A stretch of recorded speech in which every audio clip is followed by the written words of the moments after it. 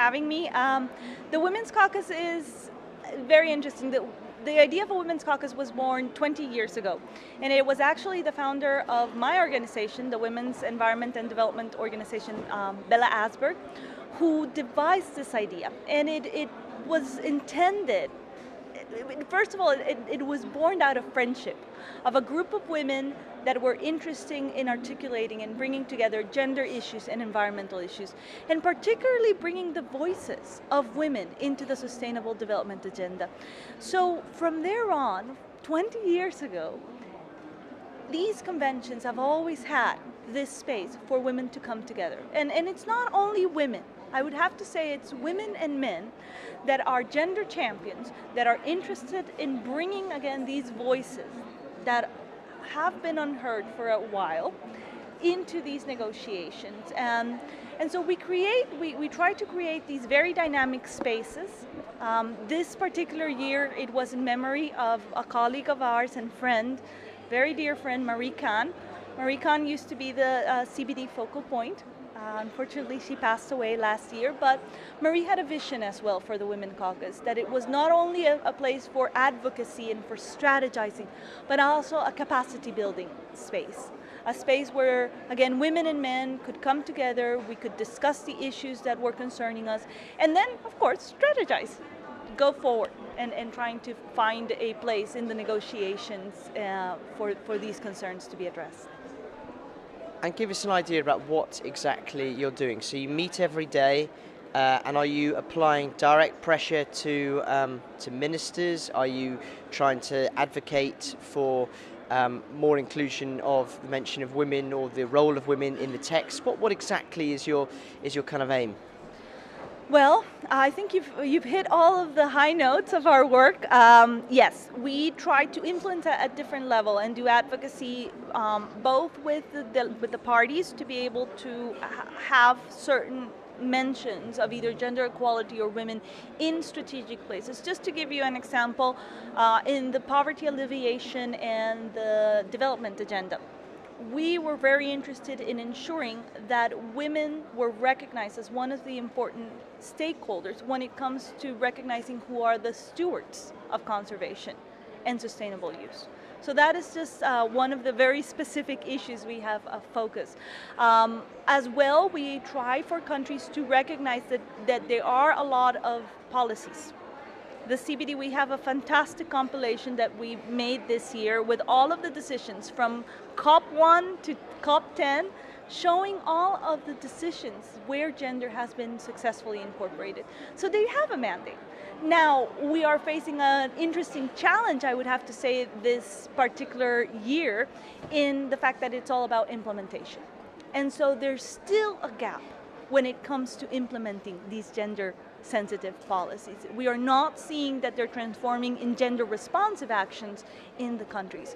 So that, I think, is going to be one of the focuses of our work from now on.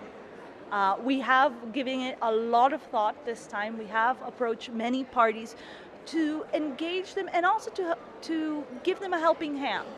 Because many times when you say gender, people just roll their eyes and say, oh yes, gender, it's such an important thing. But how do you work with it? How do you address these gender considerations? What does it look like? And I think that this is where bringing in the experience from the women from the caucus that are well experienced in working on the ground is crucial, because then it just saying to the parties, here we are, this is the expertise we have, and this is what we can help. So we do that. As I said, we do advocacy, capacity building, very important. And again, I think that another important issue is establishing a very strong network.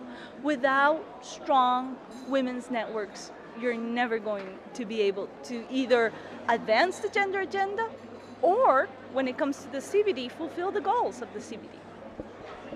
You mentioned this COP is all about implementation, and I suppose it's hard to imagine how you could implement a lot of the goals if you do not have women on board, given, I don't know the stats, women probably make up half, if not more, of the world's population. But also, is it important, is it necessary to reframe kind of gender debate a bit away from hardcore sort of feminist, those kind of views, which sometimes exclude more than include, and focus more on, this is all about implementation. It's not necessarily just about rights. This is common sense. Yes, and I think that that's a question that many people ask us, if it is all about ecofeminism and women's rights, and there is a big part of it, because we do have to acknowledge that women are not fully enjoying their rights around the world. Gender equality is not a reality on the ground. But the way to work with it when we implement it does not have to hone on those issues particularly. I have been working for the past 2 years in 7 countries, and that has given me a very unique lesson, that work on the ground. And we were working implementing climate change policies. And it is more that you need a triple yes. And this triple yes idea is that in order for gender equality to be a reality, and for the sustainable development agendas as well to be a reality, you need a framework in place, and you need multiple things. And what are these things? You need policies. That's the first thing. International and national policies that are gender sensitive, that mention, the importance of including women as a stakeholder, recognizing that they need to be there, that we need to address as well gender inequalities that could affect or hamper the success of the process as well. You need as well political willingness. Very important to be able to identify that it is an important issue and that we need to start understanding how to address it. And that is not coming from a conceptual framework, that is not coming from top up, but we need to go back down and take snapshots of the reality of the countries, and to be able, again, to see what is the situation of these women, where do we need to work? And in many countries it is, for example, on relationships between women and men. Because we can empower all of the women of the world, but if there are still issues when it comes to relating to men, then that empowerment can actually backfire. So that is one. The other yes is knowledge and capacities.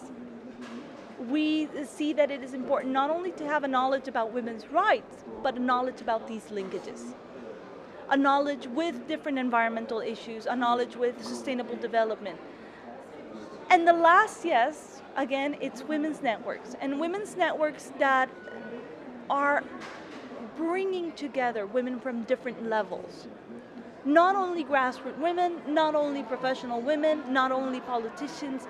It is these platforms that allow you for a true multi-stakeholder engagement to be able to find a way of how to address these issues. Again, as I said, to me it's very important that it doesn't come from a conceptual idea, but more from the ground. And as well, these networks are inclusive. They're not only women's networks. I think that these are should be networks where you have the broadest diversity of women and men, where you have both women and men, and where youth as well is present. Because if not, you're not going to make any of these processes sustainable.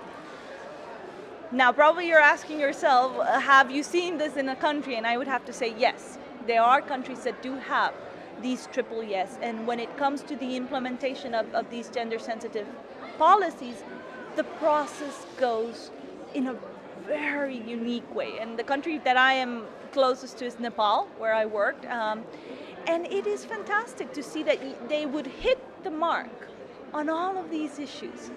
And then you could bring something as complex as a standard for red and work with it. And work with it as in a very pragmatic and realistic way, and saying, these are the issues we can address, these issues we cannot address them right now, but if we could advance in these aspects, we would move toward equality, we would move toward sustainability. So yes, it's not a traditional feminist approach, I would have to say.